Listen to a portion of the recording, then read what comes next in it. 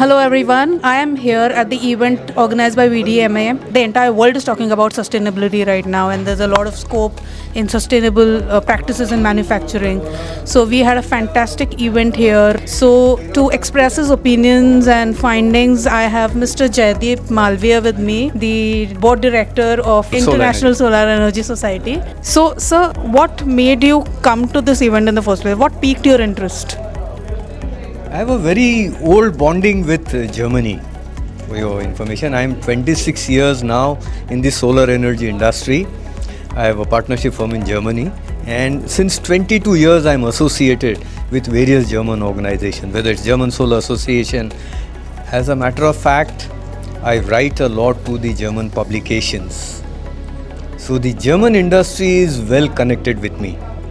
I would only correct a little rather. I was invited for this event. Of course, I am the CEO and founder of the Solar Thermal Federation of India.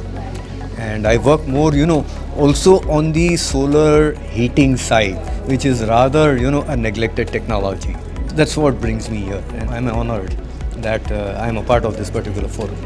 Now, pretty much the entire world is talking about sustainability, about green practices, about reducing carbon footprint, and how to utilize those practices in the manufacturing sector.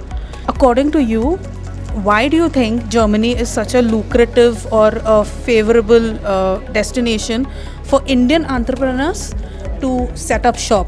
I mean, they can even set up shop in other countries of Europe, which might be giving them, equally competitive opportunities maybe. So why Germany? Let's understand, Germany is the gateway to the Europe. And if I give you an answer in brief, it's all policy, policy, policy.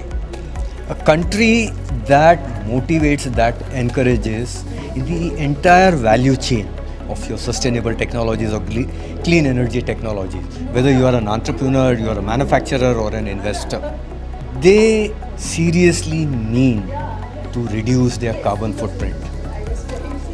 And the policies are so attractive that, as a matter of fact, any entrepreneur would get attracted. I have extensively traveled to Germany. I have been with the industries. As I told you, I interact with them. Take, for example, the eastern part of the Germany. They offer subsidies as high as 45% for anybody who wants to set up a shop in manufacturing in Germany, eastern Germany. So that speaks, they are pretty serious about it. They want to achieve their targets. And I'm sure that if any entrepreneur is looking at making a fortune out of his business, what in Indian terms we talk of making money, yes, this is the right destination. The entire Europe, as a matter of fact, the entire world copies Germany. So you excel in this land and you conquer the world. So I would only say excellent policies, favorable destination, a country that has a defined market for clean energy technologies where your investment won't go waste. You'll definitely sell your product. And most important, the last point I would like to make, the way they support R&D. They make sure that you have the best of the technologies. I really salute this country for this particular aspect, that the support given to the research and development to come out with the best of the technologies is what will help you to sustain in the market. Speaking of technologies and R&D, yes, Europe does support a lot of R&D.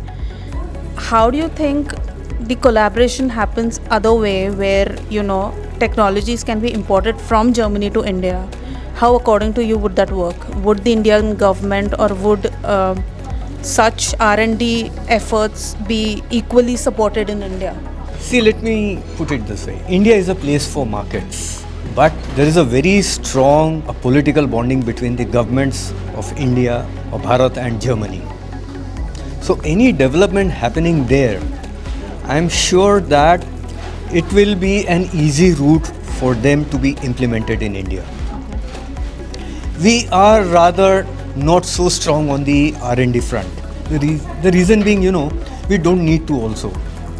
Our markets are so huge, perhaps most of the investors, entrepreneurs prefer doing a business, and it's also the attitude here, probably, that helps. So, comparing apples to apples, I think if Germany has more focus on developing the best technologies, doing an R&D, they would support Indian entrepreneurs, of course, under a licensing regime, but making sure that it won't be a loss making. Talking of Solar World Congress, you're one of the men behind the organization Yes. of the Congress. Yes. Tell us a little bit about it. Where is it happening? When is it happening? And what all is going to happen? And so glad that, the Solar World Congress is happening in India from the 30th October to 4th November. You'll be surprised to know the last Solar World Congress in India happened in the year 1978. So after 45 odd years, it's coming to India. And you know why? Because we have caught the attention of the world. Our solar energy markets, the way they have grown, we have surpassed Germany. So we are today the third largest market. And it's almost hoped, rather it's sure, by the year 2025 we'll be the second largest market in the world. So what a better place the International Solar Energy Society could have found as India or Bharat to hold this Congress, because everything is happening here. Whether you talk of manufacturing, the projects, even to a certain extent the R&D, the amount of jobs that are getting created, and the world will come to know, to learn, because we are still a economy in transition. I won't say we are a developing economy, but we are an economy in transition. And we have showcased the world that we can be shoulder to shoulder with the developed countries. So I'm very excited. In fact, I invite everybody to please come to this Congress. We'll give the best of it. Speaking of circular economy, what do you think? Where does Indo-German collaborative future lie technology-wise? You see, one has to understand what is circular economy.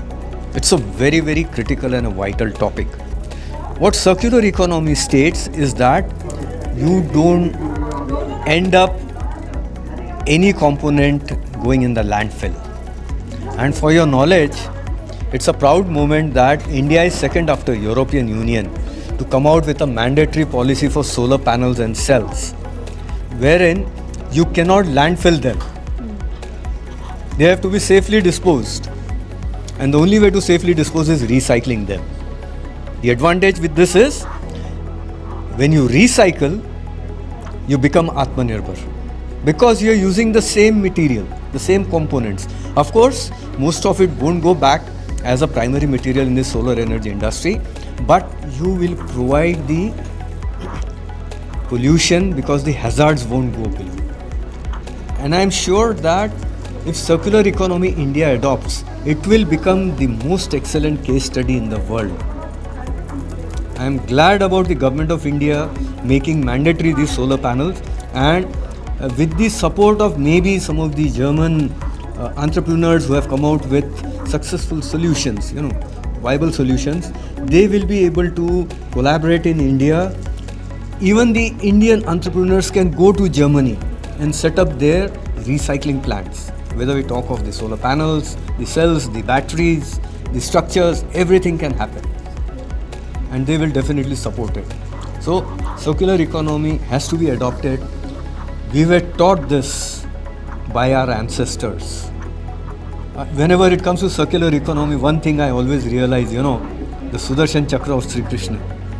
I think at that time he gave the message, Chakra ghumana hai, so you have to rotate around everything. Nothing goes down. Thank you so much for your insights. Really It's been a appreciate pleasure, certainly sharing my opinion to your viewers, and I wish them all the best. Jai Hind.